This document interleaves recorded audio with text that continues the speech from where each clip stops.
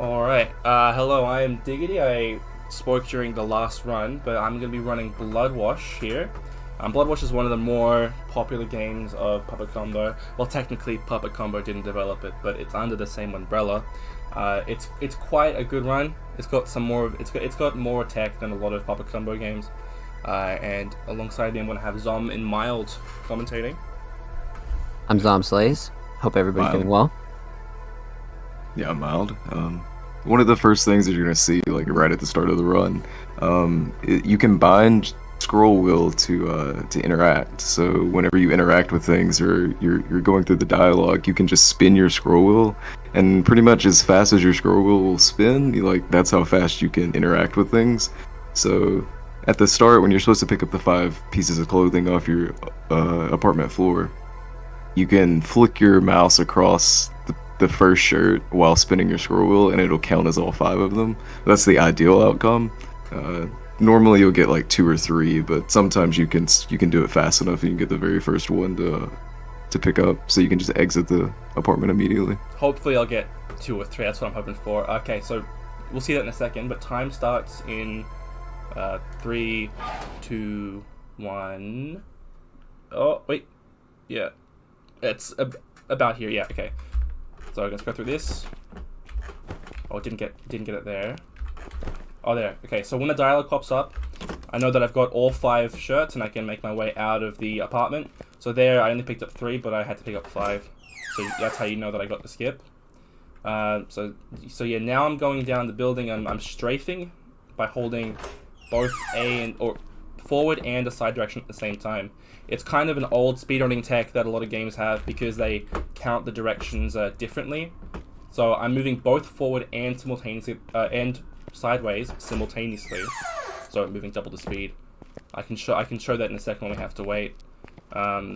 So yeah, this game is it's a game that has a lot of waiting in it. You can see here scroll wheel is really nice to interact with the text there. So this usually game you have to click modded through individually.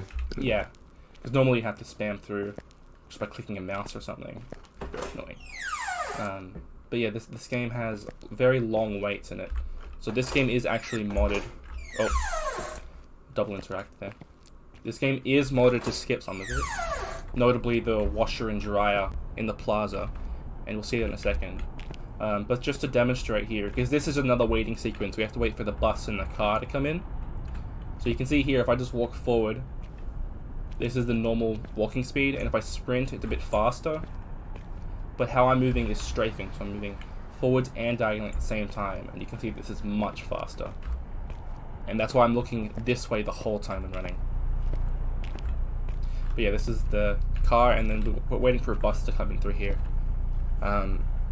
You could see something else whenever he entered the lobby area. Whenever you scroll fast enough on doors, you can sometimes interact with them, multiple times. So you get to enter and exit like little cutscenes multiple times. It's similar to which this. It does slow you down. Yeah. Because I'm scrolling, I'm going through the text box so fast that I'm interacting with it again after. Normally I just want to scroll 3 times here, for example. But if I do it too fast, then I can just interact multiple times, as Mild said. Yeah, this is like a 45-second wait. When I get on the bus, there's going to be another waiting moment, and then the creepy guy, as we call him, is going to try and sit down next to us.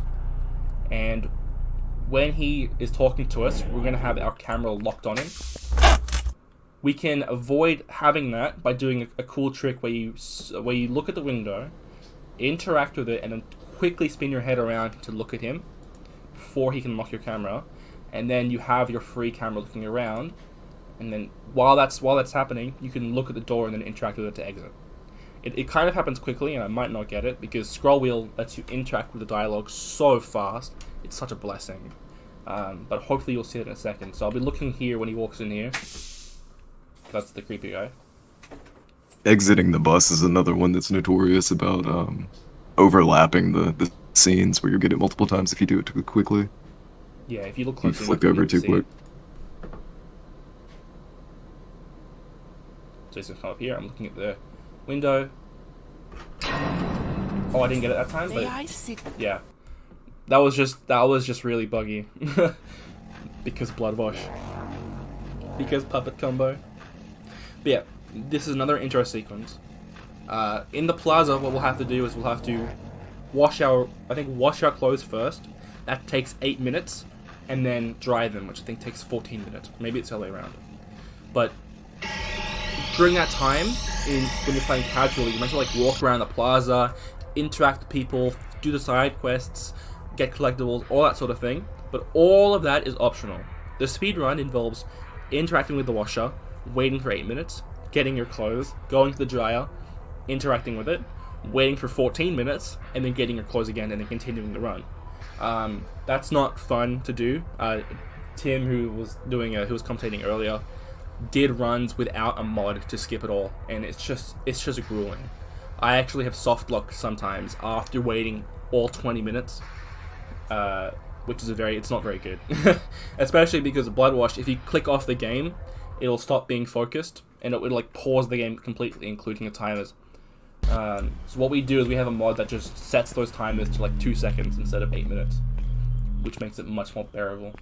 When I go into laundromat here, I have to interact with the coin machine, and that'll be a small sequence where I am moving blindly being there's a black screen. You can see here I'm moving even though it was a black screen.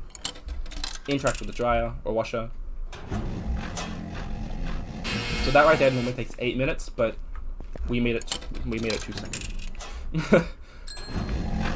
Got it.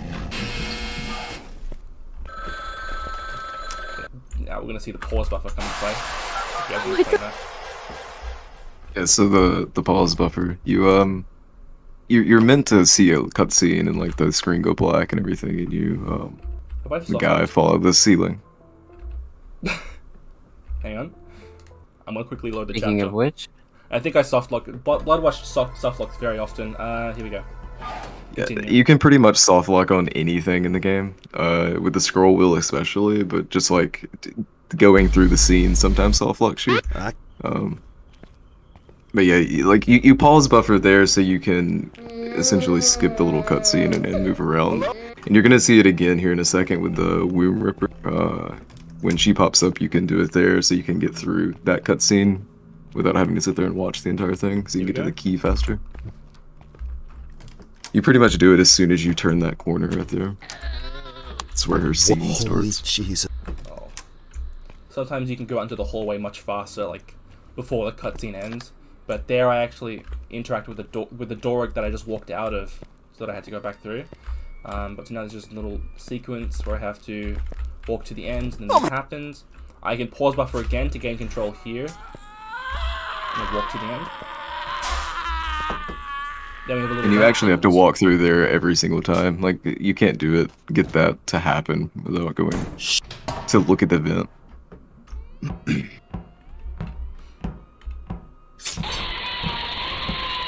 You can actually pause buffer at the end of this little vent scene as well. It doesn't do anything for you, but you can move around. At the end of the sequence, the Womb Ripper comes out, tries to stab you. Here, if I pause buffer, I can just walk away. goodbye. That little cutscene here. That's what this game does best. Just cutscene after cutscene.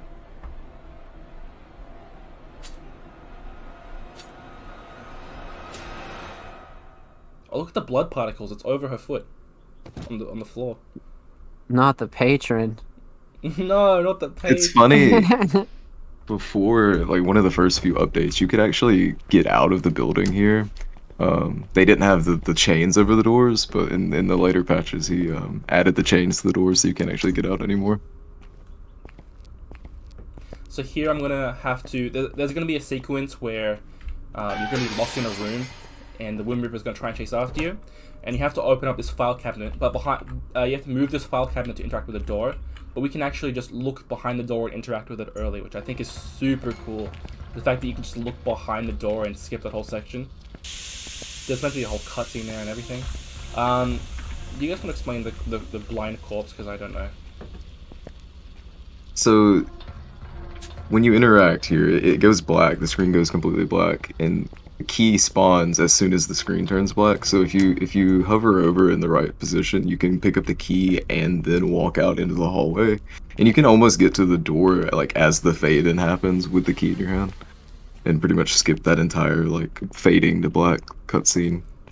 Yeah, but that's if you're good, because I didn't get it there. I had to wait there to get it.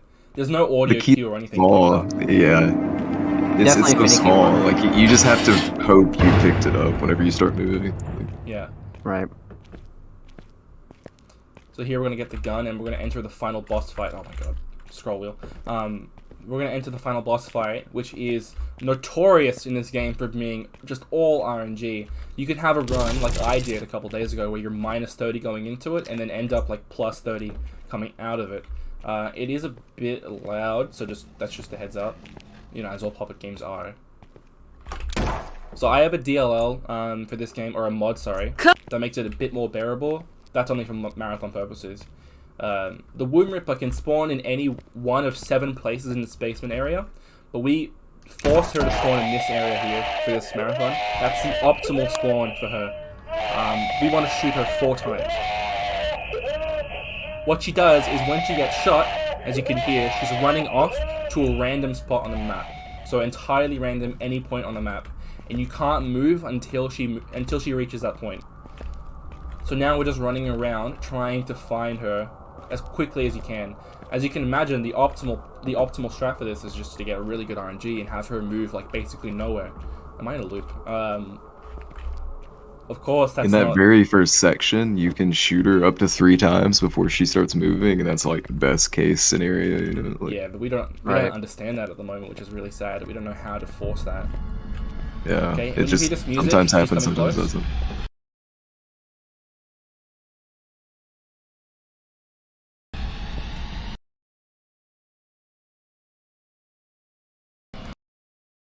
No, I don't think so. I think I just missed.